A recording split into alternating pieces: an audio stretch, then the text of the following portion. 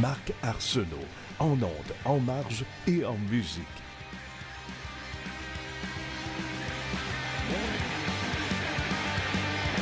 Mon invité d'aujourd'hui, le cofondateur et le batteur du groupe québécois légendaire Les Colocs. Il est également réalisateur, arrangeur, professeur de batterie et co-auteur d'une biographie publiée de cela quelques années déjà. Jimmy Bourgoin, bonjour, bienvenue à En ondes, en marge et en musique. Salut Marc. Ça fait une couple d'années.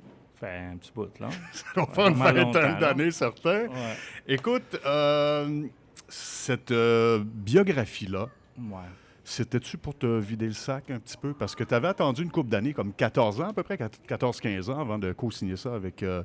c'était quoi le nom de la personne qui avait co-signé? C'est Marie-Ève Barrette, qui est la mère de mon fils. OK, oui, OK. Oui. C'est en faisant ça qu'on... Moi, je me suis ouvert de même, là, tu sais. Je me suis ouvert...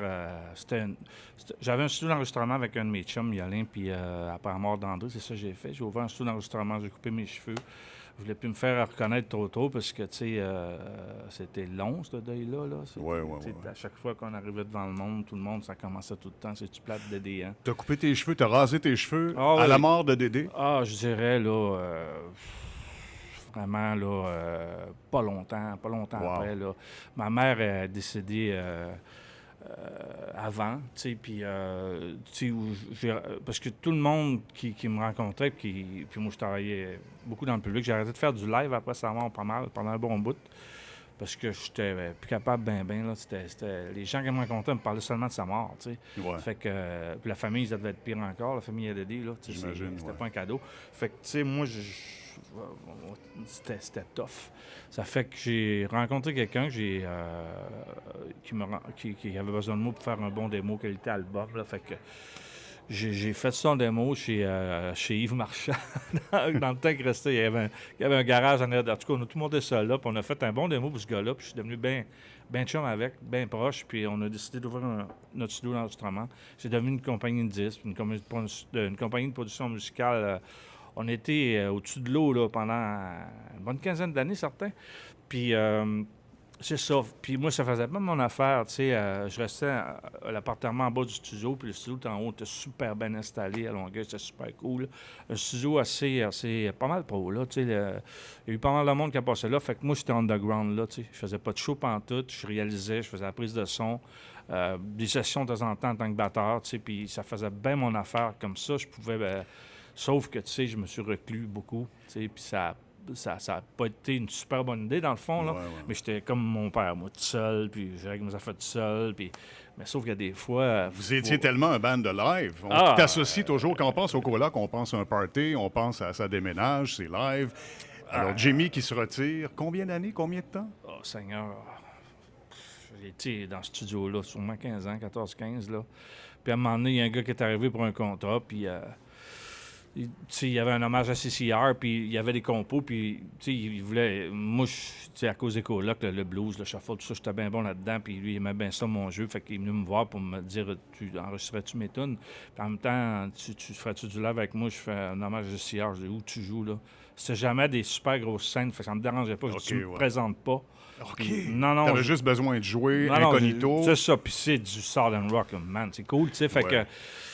J'ai dit, tu sais, puis j'ai fait, ça n'a pas pris de temps, j'ai fait changer le bassiste, puis c'est Alain Préville est arrivé, puis après ça, Simon Dolan, du monde que je connais depuis longtemps, puis des bassistes que tu as vu, que tu as connus sûrement, là, qui sont des musiciens professionnels, fait que le band est devenu bien bon, puis, mais ça restait quand même underground dans un sens, c'était des shows, des festivals, puis à un moment donné, c'est venu pas mal public, ça joue encore, ça fait 17 ans, je joue pour lui, Stéphane.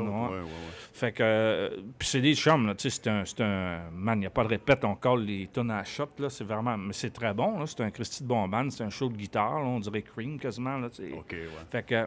Fait que moi, ça m'a fait bien du bien, tu sais, ça, veux pas. Puis les gens venaient me voir, puis ça commençait à être bien moins pire, puis j'ai commencé à être capable de sortir de chez nous, tu sais.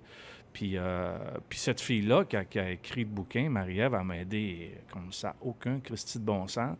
C'est quelqu'un qui j'étais... tu sais, en même temps, j'ai vécu la mort de mes parents parce qu'en même temps, la mort d'André, puis tout ça, là, c'était des chocs que j'ai eu de la misère La règle de 3. à encaisser, ouais. Tu sais, puis je suis bien correct à cette heure, tu sais, mais sauf que si ce fille-là n'aurait pas entré dans ma vie, ouf, je serais pas vraiment enterré quelque part. Donc, Tu sais, Marie-Ève arrive quand dans le portrait? ben, Marie-Ève, ce fut une cliente du studio que Yo, mon associé, a trouvé, là. Puis fait que moi, je l'ai enregistrée, puis elle est devenue bien chum avec nous autres. Elle venait faire son petit tour de temps en temps au studio. Puis nous, on faisait de temps en temps des soupers Noël, des ci, des ça. On l'invitait tout le temps, tu sais, puis elle était super cool. Puis moi, ben, tu sais, à chaque fois que les clients arrivaient au studio, il y avait souvent des jeunes, 20, 21 ans, ils me posaient 75 000 questions, tu sais. Puis, tu sais, nous autres, ben, veut pas, on vit dans le passé. Tu sais, on a vécu tellement des choses inoubliables dans lumière, dans noirceur aussi, hein. Fait que, veut pas, on raconte tout le temps nos affaires. Il n'y a pas de lumière sans noirceur. Hein? Man. Hein? C'est-tu vrai? Non, mais c'est-tu vrai? Oui, c'est ça. Regarde ça, frisson, est-ce qu'on les voit? T'es une personne spirituelle, Jimmy? Beaucoup. T'es en contact avec l'invisible, hein? Je viens de le ressentir là. Avec mon père, surtout. Avec ton père? Ouais, puis, raconte. Ben, mon père, il est en haut, puis c'est quelqu'un qui... C'était cet homme-là, mon phare ultime, là, puis quelqu'un qui était immensément important dans la vie. Ma mère aussi. On a une famille bien unie, là, tu sais, puis... tu sais, fait que moi, de temps en temps, je parle, là. À chaque fois, je me sers arrière de mon kit, là. On va voir mes archives, puis ouais, on part. Tu sais. Fait que, c'est ça. Ce studio-là, ça m'a permis un peu de refaire ma santé mentale. Ouais. Puis cette femme-là, Marie-Ève, aussi beaucoup, qui est devenue ma conjointe. On était, 12 ans ensemble. On a fait un beau garçon d'amour, notre beau Léon. Puis ça m'a remis les deux pieds vraiment droit dans le ciment, là. Tu sais, vraiment... puis j'étais capable... puis elle, sa maîtrise en sociologie, d'en m'aider beaucoup dans le sens de faut que ça sorte, man. Faut que t'en parles. Puis moi, j'étais le même. Puis je bougeais pas. Puis j'en parlais plus ou moins. Ce que je sentais d'aider tout ça. Mes parents. Fait que elle m'a aidé à que ça sorte. Là. Fait que, à un moment donné, j'étais vraiment top shape. J'ai commencé à faire du live bien gros. Puis je réalise toujours pas mal d'albums, là. Ben oui, c'est ça. T'es devenu, par la force des choses, réalisateur. Ouais. Aussi, tu t'es vraiment découvert réalisateur. Ben, tu sais, je veux dire, avant de rencontrer Dédé, tu sais, j'ai fait mon école d'un club pas mal. Ouais. Puis avec, j'ai eu un band avec Marc Derry, Yves Marchand, puis Yves Desrosiers. Après Lionel Hamel, c'est cool. Après Lionel Hamel qui l'a remplacé Yves là, pendant, je sais pas trop comment ça a duré de temps, 5, 6, 7 ans, je sais pas trop. Mais ces années-là ont été hyper importantes pour moi. C'était avec ces gars-là qu'on était dans le gros circuit, là, dans le temps. Puis, Quel âge as-tu? Situe-moi un petit peu, là. Je dirais 20 à 29. 20-29. On a sûrement joué dans les mêmes clubs. Ben, attends, je suis sûr. C'est comme les mêmes filles. En tout cas, c'est certain, là. Mais ces années-là étaient vraiment hyper formatrices parce que ce circuit-là était quand même assez intéressant. Pareil, il y avait des grosses scènes là-dedans. Oui. Puis, dans le temps que Bruno Pelletier était aussi dans les mêmes circuits. Oui. Sylvain Cossette, avec Paradoxe aussi. Jean Ravel, là, tout le monde là, que oui. les gens connaissent. On a été pas mal dans les mêmes écoles, la même polyvalente, dans le fond, là. Puis c'est des gens qu'on respectait, qu'on aimait beaucoup. C'était une saine compétition, tu sais. Fait que moi, quand j'ai connu Dédé, on est arrivé devant Dédé, moi puis Marc, ben, j'étais ready, là. J'étais prêt dans un sens. J'avais aucun doute sur moi-même puis sur ce que j'étais capable d'accomplir, tu sais. Puis quand tu rencontres un gars comme Dédé, écoute, c'est pas normal, cet homme-là, là, que tu vois ça, tu dis, OK. Ouais. Wow. T'en rencontres pas souvent des gens comme ça. Fait que, tu sais, tu te dis, OK, on va arriver quelque part de la fun, je pense, là, puis... T'as possiblement ressenti la même chose ou quelque chose d'assez semblable, je sais pas, quelqu'un comme Dave Grohl, quand il a rencontré Kurt Cobain pour la première fois. Ah, il avait vraiment l'impression d'être en présence de quelqu'un de vraiment spécial, d'à-part, de ben, très je pense coloré. que n'importe qui rencontrait Dédé dans le temps, qui rencontrait cet homme-là, peu importe qu'il soit musicien ou... même quand tu parles avec cet homme-là, c'était touchant, beaucoup d'humour, brillant. Moi, sensible, hein? Un sensible, on le sentait. Oui, beaucoup. définitivement. D'aplomb sensible, d'empathie, compassion. Tu sais, puis à un moment donné, tu tasses ça un peu, puis tu tu travailles dans un sens. Tu es ton collaborateur. Ouais. Puis tu composes avec, tu arranges avec, tu tournes avec, tu fais de la bouffe avec. Parce que Christy, c'était rendu un bout, là, on faisait 200, 250, on était jusqu'à 300 shows dans Ah non, vous tourniez, c'était incroyable. Vous étiez en tournée constamment. Tu lis ça quand t'es kid, tu lis pop rock, là, Oui, quand pop t'as rock. dans les années 70, puis tu vois les gros bands qui vivent ça, c'est Ouais. impossible au Québec de vivre ça. Ben oui, c'est possible. Ça l'était en tout cas, là. C'était hallucinant, là. Fait que veux pas, ça joue autant que ça, le band devient tellement bon, là. Tu sais, on n'est plus capable de se sentir à un moment donné, là, mais... Ouais. Ben, ça, Parce que c'est t'es tout tous le les temps bands. ensemble. Mais c'est normal, tu sais, Tous les même dans bands. une famille, de Ouais. temps en temps, on s'engueule un peu, mais on s'aime pareil. Fait que, tu sais, mais sauf que, tu sais, tu rencontres Dédé, puis tu sais que le projet va arriver à terme, puis il va être... C'est un gars d'une intégrité hors du commun, là, tu sais. Fait que moi, c'est ça que j'adorais plus de ce gars-là, là, tu sais, ça... Il n'y avait pas de peut-être. Non, Jamais. jamais. C'était tout ou rien pour Puis moi, lui. j'aime ça. J'ai été éduqué de Ouais. même, puis...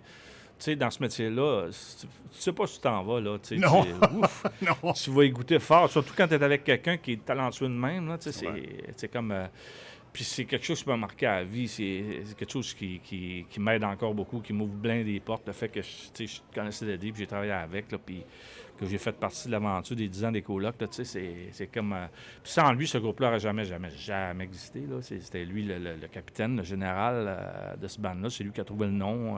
Oui, mais il y avait des soldats incroyables dans ce band-là. Ben, c'est certain que chacun de nous autres, on a mis l'épaule à la roue, tu sais, puis il a fait un judicieux choix, le petit maudit, là, tu sais. Fait que, puis c'est bizarre parce qu'on était tellement différents un puis l'autre, là. Ça n'avait aucun sens. C'est là, fou. tu sais. Encore? Est-ce que vous parlez encore? Ben, pas l'occasion, vraiment. J'ai rencontré mon oncle Serge, j'étais à l'Atomic Café chez Gilles, puis ça faisait, je pense, 18 ans qu'on s'était pas vu, j'avais une barbe blanche. Es-tu sérieux? Ouais, oui. 18 ans? Ben, ça faisait un Christy de bout, là. Fait que, puis il était juste en arrière de moi, j'avais une grosse barbe blanche, il avait les cheveux courts maintenant. là. T'as pas reconnu. Puis il était juste en arrière de moi, j'attendais le café, je le regarde. Salut mon oncle. Puis il me regarde, il me fait un sourire, il me dit, oh, je ne reconnais pas pantoute. C'est Jimmy, fuck, man.